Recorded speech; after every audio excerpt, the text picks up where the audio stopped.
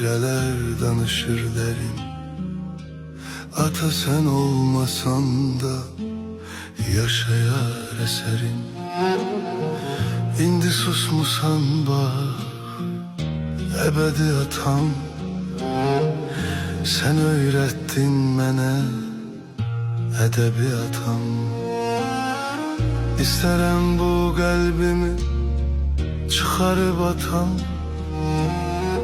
Sensiz yok değeri kalbimin atam.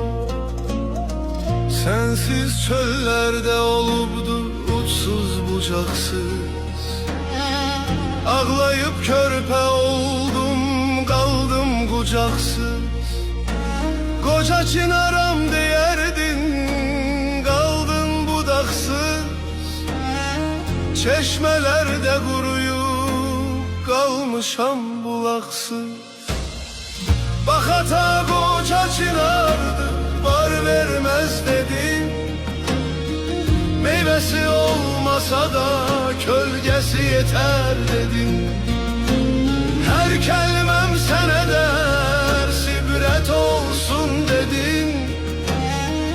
Gemi üste koydum sen bağla dedim. Mənə öyrətdiklərini nəvənə öyrədərəm.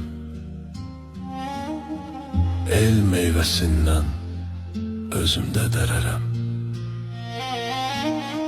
Sənin sevginlə bax, mən çox bəxtəvərəm. Sənsiz bu boş dünyada həyat istəmərəm.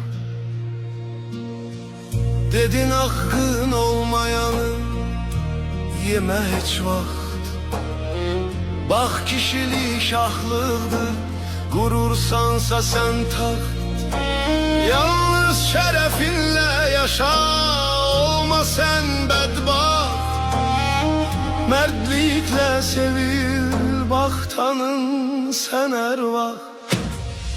Bak ata koca çınardı, bar vermez dedin. Meyvesi olmasa da kölgesi yeter dedim. Her kelimem sana ders ibret.